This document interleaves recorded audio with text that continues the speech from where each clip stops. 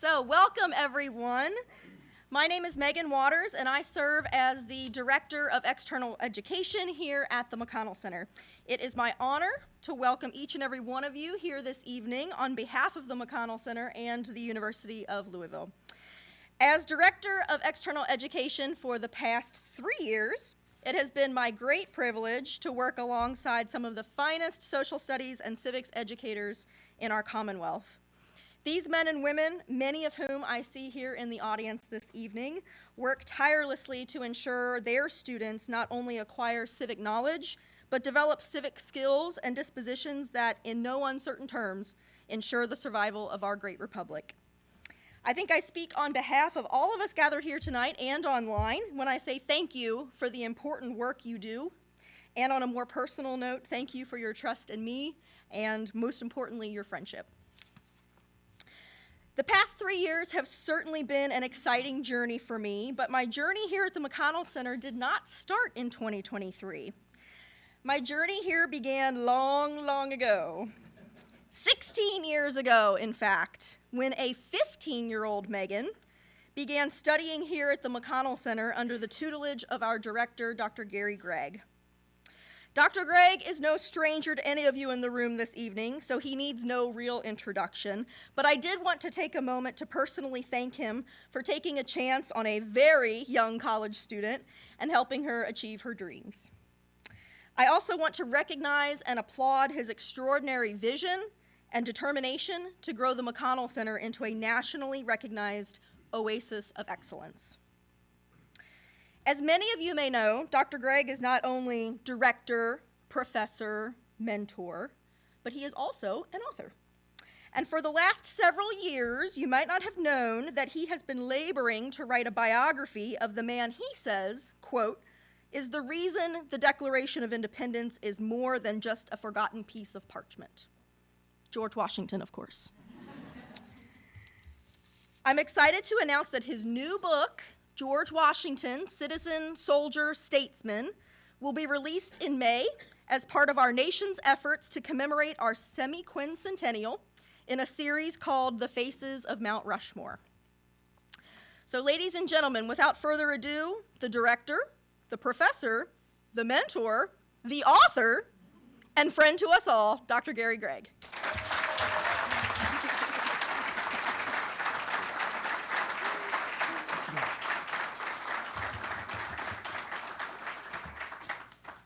Thank you, Megan. You left your papers here, so I'll grade this this now. Pretty darn good grade, I would say. Thank you.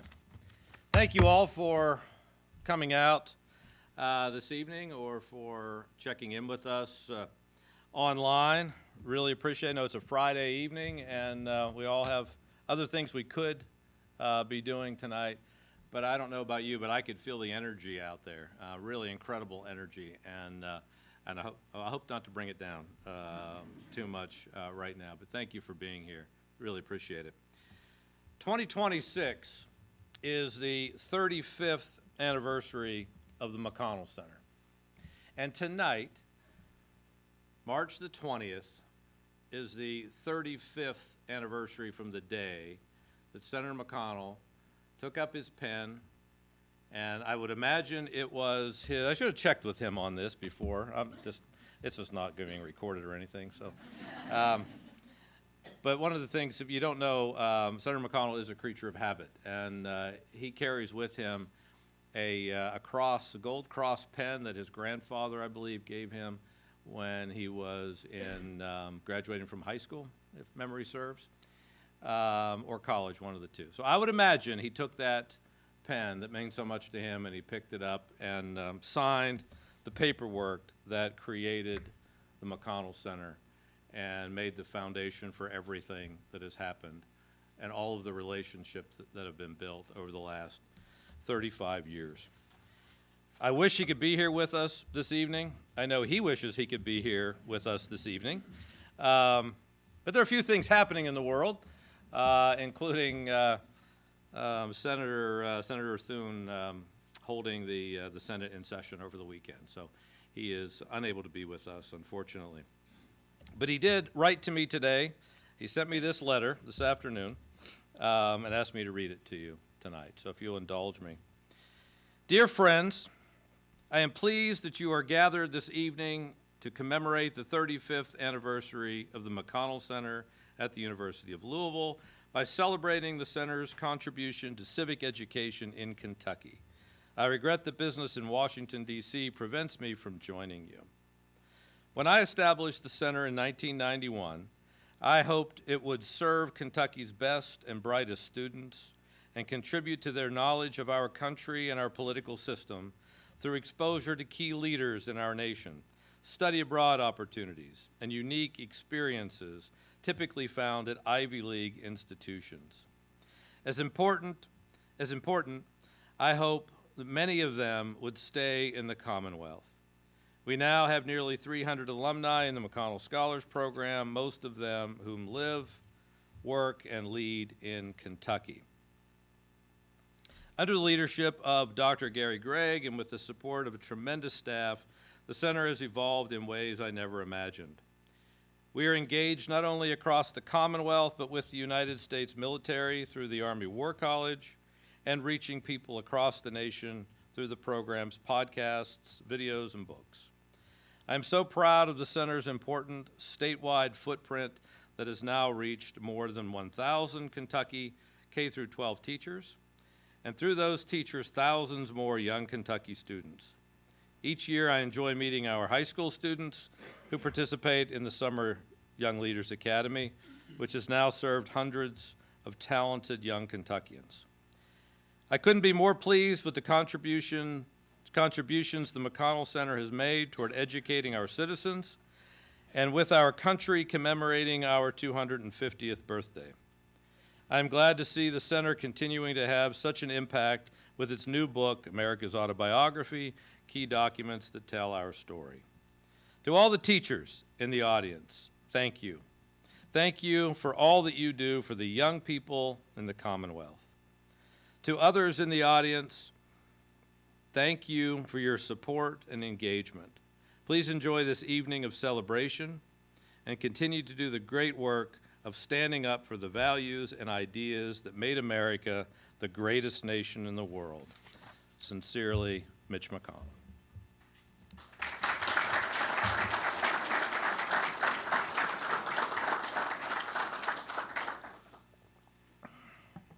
As I said, I wish he could be here with us tonight so that we could share our gratitude with him for what he did 35 years ago.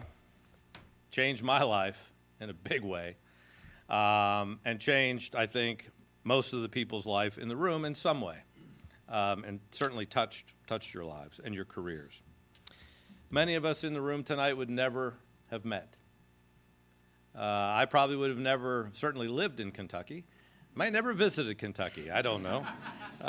If it weren't for the work of Senator McConnell and Paul Weber and the political science faculty and the university administrators that established the McConnell Center 35 years ago today.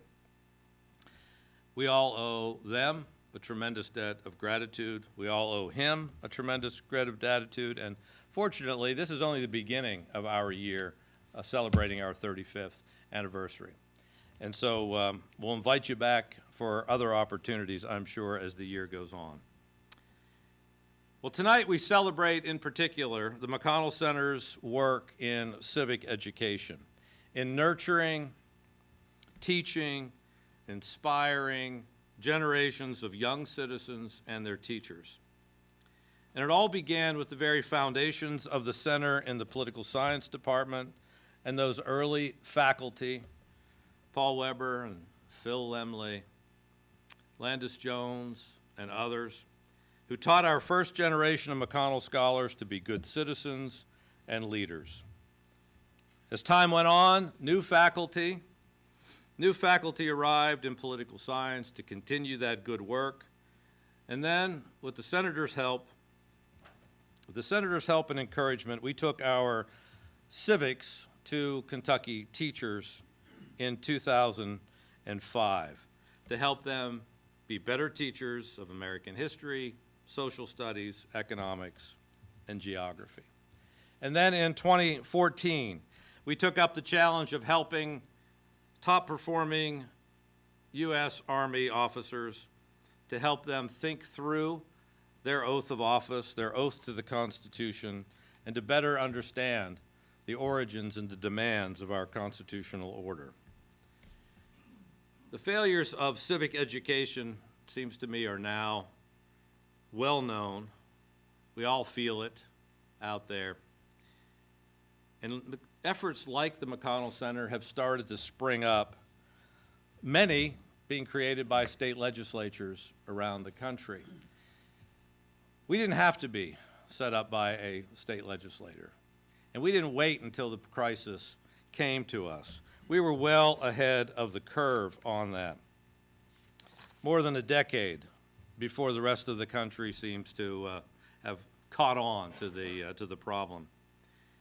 Well, many of you in here tonight have been part of our efforts to provide top professional development programs for our teachers, those frontline educators in civic education. Perhaps you've been part of our Teacher Scholars Program or our Teaching American History program. Or perhaps we've taken you to who knows where, Boston, New Mexico, Seattle, Portland, South Dakota. I don't know, what am I missing?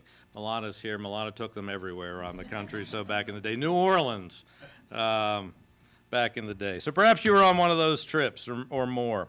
Perhaps you have been part of one of our professional development conferences or use our books in your classrooms.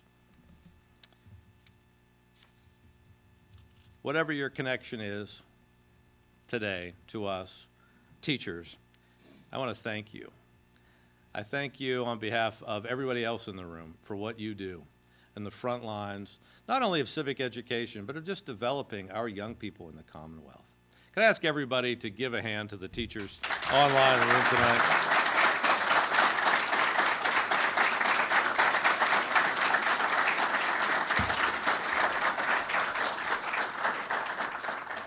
Well deserved.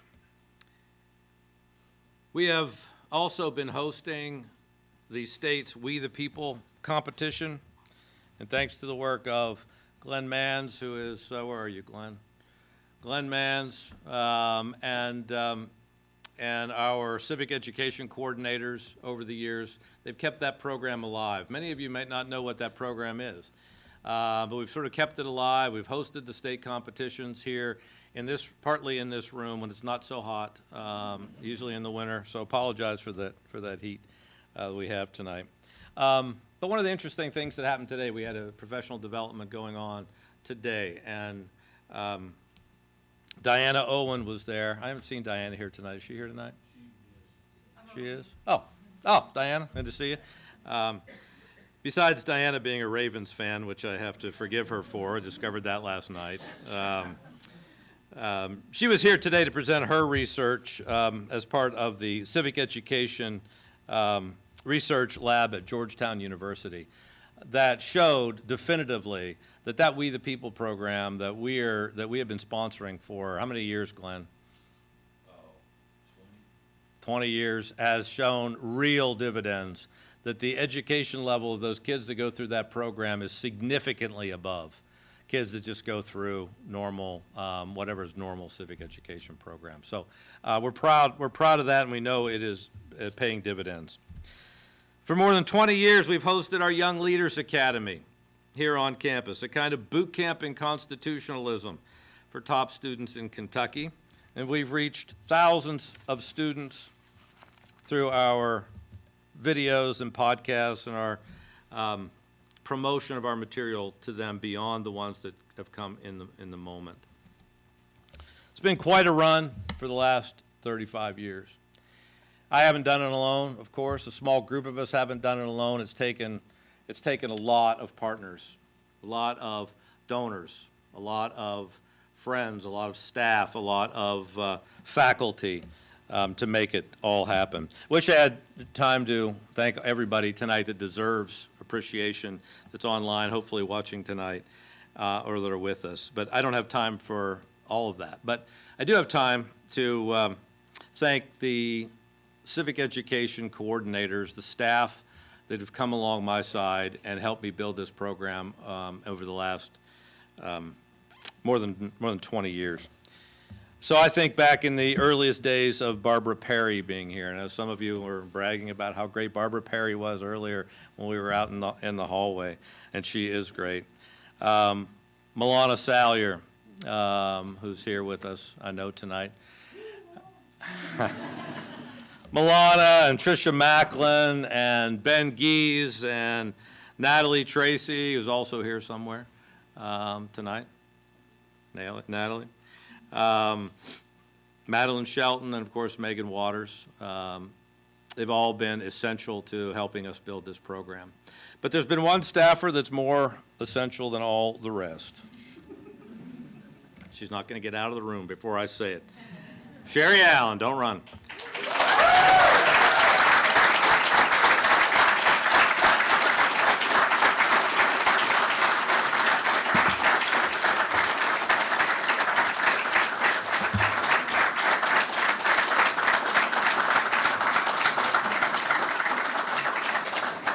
I introduced her today to our keynote speaker tonight, who is commander of the 82nd Airborne, and so that he understands who she was. I said, "This is my command sergeant major," and she has been for a long time. And what you don't know, I mean, you probably all know by that ovation, you know that she is behind everything that we do and has been essential to everything that we do.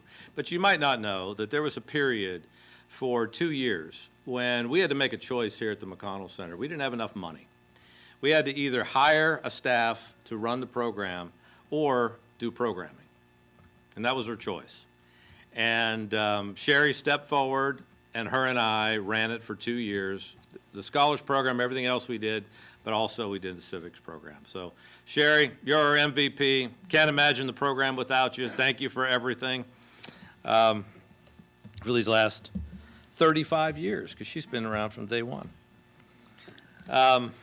Several years ago, we decided to create an occasional award to recognize someone in the Commonwealth for a lifetime achievement of contributing to civic education in Kentucky.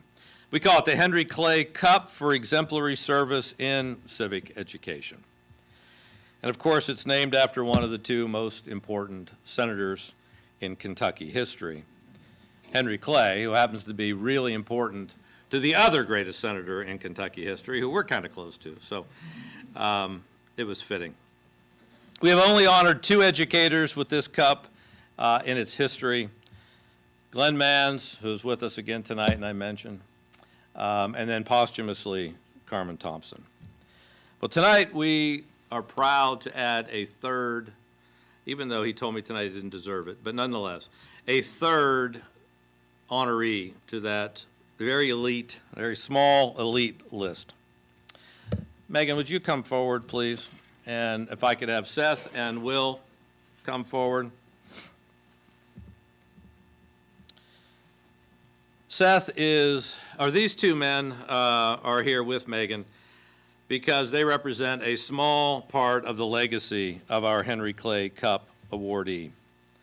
Both are McConnell scholars. Seth is currently a junior and active in student government on campus. He considers our honoree tonight to be his mentor that led him to the McConnell Scholars Program.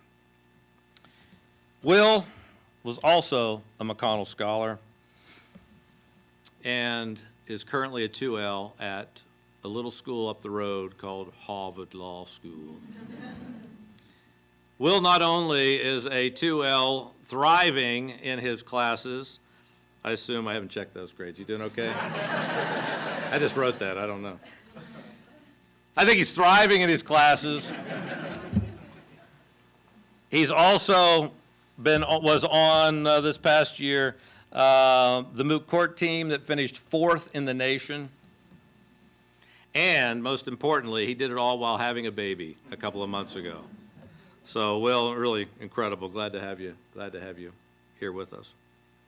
Seth worked with our honoree tonight through middle school and high school.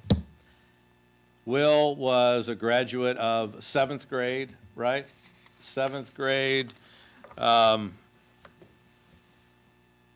advanced social studies. Is that right? 8th grade.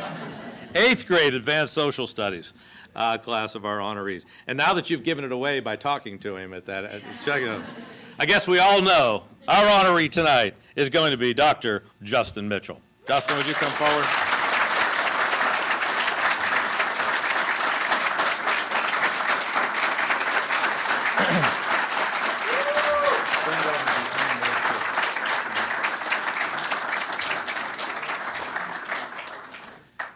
Dr. Mitchell has numerous degrees from Western Kentucky University. He's been teaching at Franklin Simpson Middle School for the last 16 years, including taking these two knuckleheads here and roughing them out into something we could make something out of.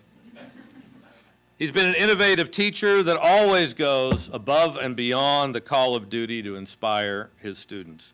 I have absolutely marveled at the level that he goes to in performing for his students and getting them engaged in the learning activity. So creative. He's been part of our program for nearly a decade and has won so many awards. When I look down the list, well, I can't list all of those tonight, but let me just say he was the Gilder Lehrman Teacher of the Year for Kentucky. He was also a top 10 finisher of Teacher of the Year nationally. But tonight, he receives the highest award of his career as we give him the McConnell Center's Henry Clay Cup for exemplary service in civic education.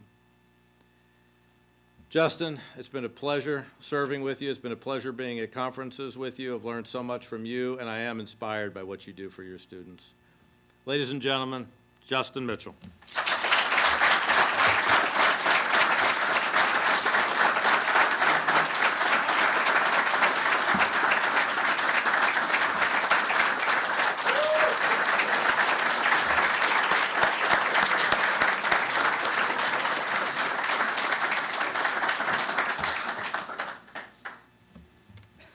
Tonight we also unveil our forthcoming book, America's Autobiography, Key Documents That Tell Our Story. I hope you had a chance to look at a copy out in the lobby.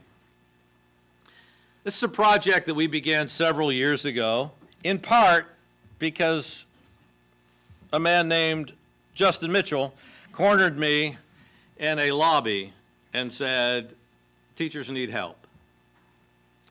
The Kentucky legislature had passed the Teaching American Principles Act, requiring the teaching of 24 core documents in American history. And Justin was the first of several teachers that said, we need resources. We need to be better prepared to teach these documents. So the McConnell Center jumped into action. I'm not sure we jumped into action. We sort of crawled our way toward action over some time, but we eventually got there. First, we polled historians, political scientists, law faculty from around the country, asking them what documents we could add to the 24 to flush out a list that all educated Americans should be familiar with. We'll release that list later this spring when we release our new website and we release the book in May. We landed on 45 key documents, including those 24 that are required under Kentucky law. And then we got distinguished faculty to write short introductions to each document. And Megan Waters then very skillfully pulled those together as our executive editor into this beautiful book that we are soft launching here this evening. The book will be out in May, and we hope that you'll pick up a copy along the way. We've already begun professional development with teachers on these documents. We will have more than 50 teachers here with us tomorrow in a civic education summit that we are dealing with some of them in particular tomorrow. And some of our faculty are here with us tonight who wrote essays and are featured in the book and will be teaching tomorrow, including my co-editor, academic editor, Nathan Coleman. Pleased to have them here with us tonight. In May, we will not only release the book, but we'll also release a series of short YouTube videos and podcasts by our distinguished faculty exploring these documents for teachers, students, and the public, so they will be able to appreciate, even if they don't have a copy of the book, they'll be able to appreciate these documents a little better. We think these documents help tell the story of America since the Declaration. It tells who we are and who we might become. My suggestion is to you that you pick up a copy of America's Autobiography in May, and my plan is, for all of you, that July 4th you read the Declaration of Independence. And then you just start on for the next year. You have 45 documents in a year to catch up with. So I hope you'll do something like that. I hope people watching tonight might. And again, the list will be on our website. Even if you pick up our book, there are documents that are available. Well, you're wondering, where's our keynote speaker, Greg? We didn't come here to hear you. Well, hang on. One of the men who have done just such a study that I mentioned, and who has taken the oath several times to serve our core document, the Constitution, is our keynote speaker tonight. Chris Gibson has an undergraduate degree from Siena College and a PhD from Cornell University. He's been a visiting professor at Williams College. He served as president of Siena College. He's authored 3 books and numerous articles. Now, lest you think that this is just yet another in the series of academics that come to the McConnell Center to speak, Chris Gibson is not just an academic. He is one of TR's men in the arena, which you can read in America's Autobiography. He stood for office and served our Constitution then as a member of Congress from 2011 to 2017. And before that, he put on our nation's uniform to take the oath to protect and defend the Constitution as an officer in the United States Army. Over the course of his career, he served numerous combat deployments and earned several military awards, including the Ranger Tab, 4 Bronze Stars, and the Purple Heart. He retired as a colonel and brigade commander at the 82nd Airborne, all the way.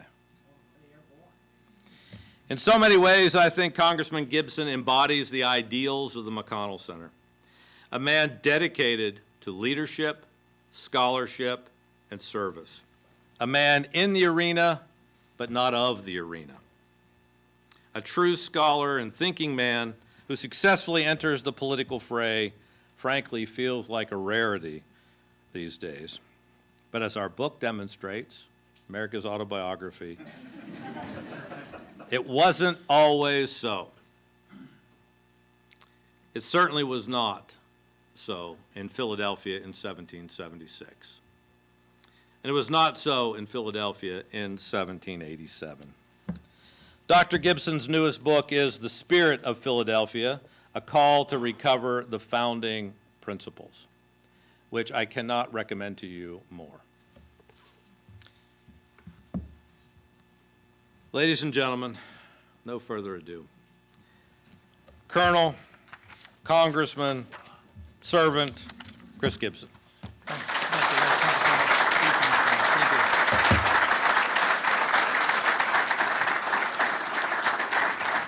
Thank you. Thank you so much. Happy birthday, McConnell Center. Hoo-wah. Yeah, that's great. And I also want to just extend my congratulations on that big basketball win yesterday. And this is from a Siena guy. We had a tough day yesterday, but it was all good. We did all right, I think, yeah. But Doc Mitchell, I mean, that's excellence right there. You know, that's right on point, along with all of our high school teachers that are here. So pivotal to, at any time, but especially in this time. Thank you for your lifelong commitment to this. And I will tell you that I've had an amazing day here. It has been fantastic since sunrise. Colonel Reyes, we served together in the 82nd Airborne Division, fellow now here at the McConnell Center, picked me up bright and early. And, you know, I had a session with the fellows this morning. And I'm here to tell you, Dr. Gregg mentioned Cornell. These fellows, that seminar, their comments, their questions, their thought, I felt like this was a graduate level seminar at an Ivy League institution. That speaks well of the parents. It speaks well of the secondary school teachers, and it speaks well of the McConnell Center. And it makes me feel better about our future for this country. So I appreciate so much this commitment to excellence. And when I think of the McConnell Center, and frankly, when Colonel Reyes reached out, I looked and did more research on it. And I think this is a model that's going on here. You know, no party's ever been mentioned here today, one party or the other. It's about the country. We're one team, the American team, and it's about citizenship. I mean, in its deepest and most profound form, citizenship. Whether that be civic education or whether that be an appreciation for what the founders really, when they made that choice to go from that articles, from a confederation to a republic, they knew it couldn't work. Their read of history was it couldn't work unless we had citizens that were educated, informed, and engaged, all three. Educated, that broad liberal arts education with the Civics Foundation, also informed. Informed is the issues we're talking about now, and knowing those details. There's also policy discussions here at McConnell in a great way, and then engaged. And what the McConnell Center does is through inculcation and through inspiration with a great faculty is they take that knowledge and they go out and put themselves in the arena. And that's the engagement. And that's what we need right now. I mean, I think about, I'm not wearing rose-tinted glasses. I realize the moment we're in right now. And I'm on this book tour for 10 months. There are people I do run into, and they are, seriously concerned, wonder whether or not our best days are behind us. And I will tell you this, it is serious, but I don't believe that for nothing. And the reason why is especially the young people I'm meeting. They see the challenges. They see the divide. They see the concerns about the perception of fairness in the country. They see all this, but they're ready to go. They're ready to go, and McConnell's playing a key role in that. And look, I spent the last 3 years actually diving deep into the data, into the analysis, going back over all these founding documents. And my report to you is in this book, The Spirit of Philadelphia. And on the one hand, it's a cautionary tale about what can happen to spirit when it's not nurtured. This Spirit of Philadelphia is something that was created unexpectedly. I mean, the reality is this, that our country was failing. We don't like to say that, but the articles, we had states that were contemplating joining in with other nations into security and trade obligations. We didn't even have a government that could technically tax the states. Some states sent the money in, but we really were not in a place to be a nation. We were free and independent states in a confederation, and it was not working. And when they met in Philadelphia, they knew their backs were up against it. They weren't sure it was going to work out, but they surely were going to try, and they did something entirely different. Got off to a slow start. They didn't even have quorum for 10 days, and they spent the next couple of weeks just in the same spot that they were in Annapolis the previous year. But ultimately, when they came together and finally agreed, Sherman came forward from Connecticut. He's got an idea how we're going to broker this, and we get the compromise. But when they voted for it, it changed the whole tenor in Philadelphia. This is something they weren't expected, that spirit would be created. But we all can access this. We know it. I'm old enough to remember the hockey team the first time in 1980. We were underdogs then, big underdogs, and how it electrified the nation. That spirit is something that humans, we can access when we come together, regardless of any kind of disagreement we have, demographic differences, ideological, partisan. When we come together and focus on a hard task, when we get that done, it changes us. We've seen it so many times. And this is the importance. When the subtitle of the book is A Call to Recover Founding Principles, could give you the wrong impression. Like I'm trying to go back. We should go. No, that's a fiction. You can never go back. But what you can do is go forward with the right ideas. And I would submit to you that in a summary, there are 4 that I want to mention that was done that's certainly being taught here. And I see this. I feel like we maybe were separated at birth, except for I'm too old for you. But I'm telling you, when I see what I see what Gary's doing here, and it's exactly what the founders, what they were envisioning. These 4 points. The first is that they had a realistic view of us as a species. They hadn't done that with the Confederacy. This was an idealistic, the Declaration, which we're celebrating 250 years, very important. We brought it forward when we did the Constitution. But the Constitution was different. It started with this premise. Who are we as a people that dealt at command of know thyself? Well, if we're being brutally honest, we're conflicted. We are capable of extraordinary love and even sacrifice if we're called to it. But if we're being honest, and we need to be, then we're not always our best self. There are parts of us we don't want others to see. We do our best to conceal it, but we don't always succeed. The founders said, because of that assumption, we're going to array power in a certain way. We look anal. I mean, we got checks and checks and checks. I mean, Monty Python made fun of this, right? But the fact is they did it for a reason, those checks and balances. That was a very important insight. And it's important to us now because we've consolidated so much and really centralized. We need to gain insight, but because it's just not an academic point. When we actually are required to work together, we get the spirit and we get stronger. And that helps when we diffuse power and have to collaborate. You know, the second point is an important one, I think, as well. And that is something that Madison learned when he was doing the religious toleration bill, which, you know, we get part of that in our Bill of Rights. It's very important to us, the First Amendment, but it actually was accidental as well. James Madison, before his experience in Virginia, believed that Aristotle was right. Aristotle all through Machiavelli, all the way up into Montesquieu, and that was the only way a republic will work, is if you keep it small and homogeneous. And they had this, how do we solve this problem of faction? We'd call it special interest today, but how do we deal with factions? And what they said is, given what we know about us as a people, and if we tried to actually control this, the cure would be worse than the disease. And Madison, because of what happened in Virginia, when he saw that folks from different faiths could actually collaborate when they were trying to cut the spending to the King's Church, to the Anglican Church, he said, you know what, maybe this can travel.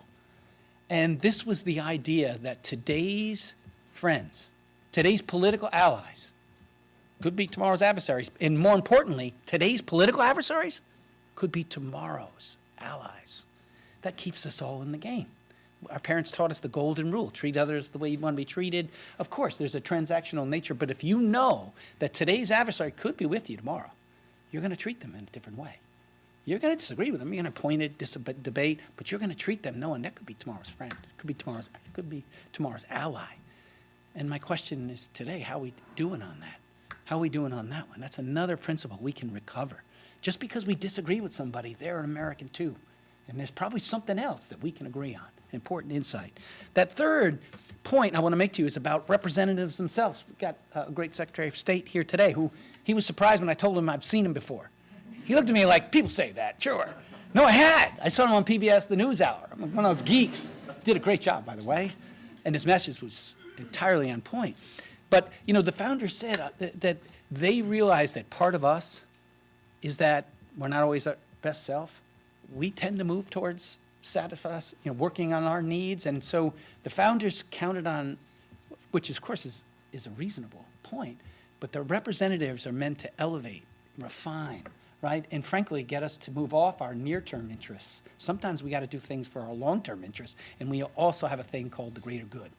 And that's what they counted on representatives to do. And then finally, this idea of us, we the people, the citizens, and how important it is to try to be self-governing first, ourselves. So today, for example, right here at the McConnell Center, I'm sitting in a seminar on Dante. You talk about civic education and the classics, it's right there. And I mean, it's just like tremendous professor, just stimulating conversation. This is really what they counted on, is that we would govern ourselves. We'd make choices sometimes, and we'd think through things and realize the second order effect. So, I'll just tell you that at the end of the day, these are ideas that transcend time. It's not about that only worked in 1787. Because it's really about us as a species and what's the best way we can organize to promote the most flourishing life for the most amount of people. And look, I'm not going to go through the rest. That's the first part of the book. There's also a section that says how we got off track. If you're interested, I've got 2 chapters on that. And the last third of the book is what we should do. What should we do now? How do we recover trust and confidence in our institution and leaders? How do we reawaken the spirit of Philadelphia? How do we try to bring more balance? Because that's the other issue for us, we the people. We're out of balance. We're having folks who either are very successful and they're saying something's missing in their lives. They've got money, they've got achievements, but there's something missing. Or on the lower end of the socioeconomic scale, they're really struggling and can't even get to those basic needs, right? And so when you put that all together and you see that, there's a real opportunity for renewal, and the last section of my book is about that. It's about we can do this. It's a positive thing. So I want to close by saying this, that I can't think of a better example than right here at the McConnell Center. So when I learned about this, I was excited to come out to celebrate this 35th anniversary of this center. And you heard the achievements. They were ticked off, and they're all very important and significant. And also this book is a very important document, that we go back to the basics and we read these things because there's a lot behind this. And so I commend you on every aspect, the collaboration, the human development, leader development, the scholarship, the commitment to excellence as your signs here. So, in the military, and you guys do it here, which I love, is we had a tradition. When there's a moment like this, when someone goes above and beyond, really exceeds all expectations, the unit stops what they're doing. They gather. And the commander talks about this and really shares what an amazing moment we're in right now. And I want to do that. I bring this tradition. This is a congressional coin. It's also got the founding documents on the back, the Constitution. And I want to give it to your leader.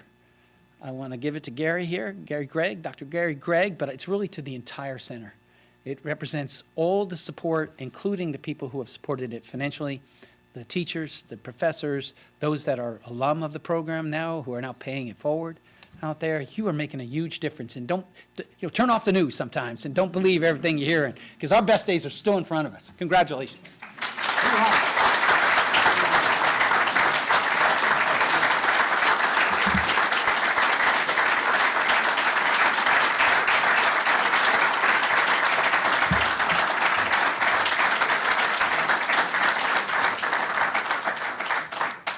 Thank you, Chris. What a great job of cutting your speech because of the heat in the room. So thank you. I appreciate that. But now your price is you have to go buy the rest of the book, so you know how do we get out of this.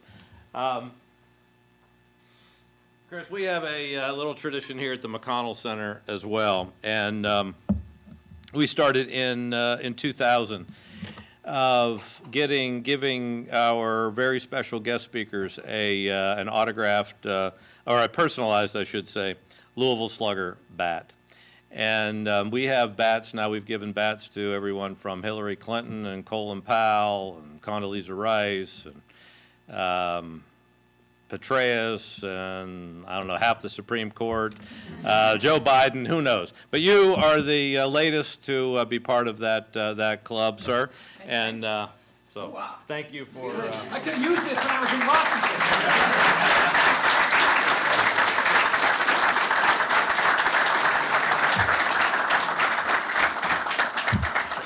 I'm glad Chris pointed out our Secretary of State being here. I would have had it in my remarks, and I would have bragged on him, but I wasn't sure he was going to make it tonight, so I didn't. But Mike Adams, our Secretary of State, if you want to know what I think the epitome of this program is in civic education, it's creating, I'm going to claim credit for you, creating that man right there, and the work that he's doing in civic education. So thank you, Mike, for that.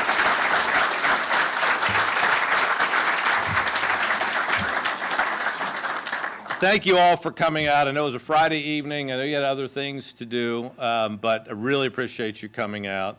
The McConnell Center is where I've decided to make my career and a lot of my life. So I really appreciate you coming out, just for me personally, to see you again, except for the current students. I see you all the time.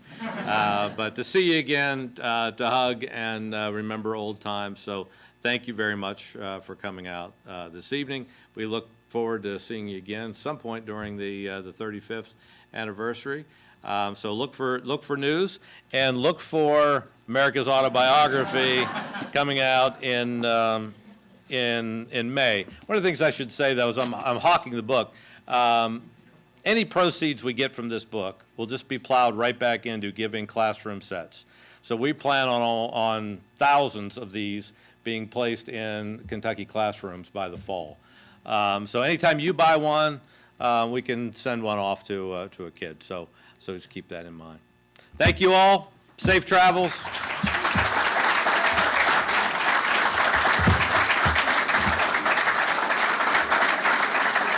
Oh yeah. Oh, everybody, hold. Pause. I knew I was going to forget this. All right, we have a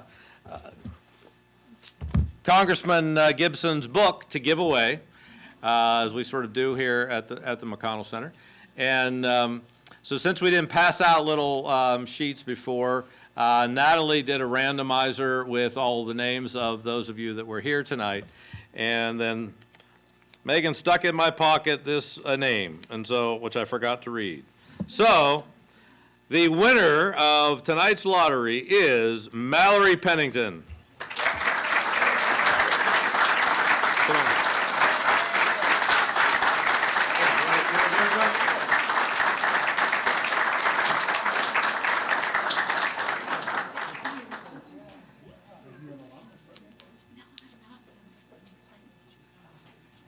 While they talk, I will tell everybody else. Don't go, you have to leave. The library is closed, so don't go to any other floor except up one floor and out the door, please. Though, Congressman Gibson will hang out and talk for a while, so, and any of us will too, so. Thanks, everybody. Be safe.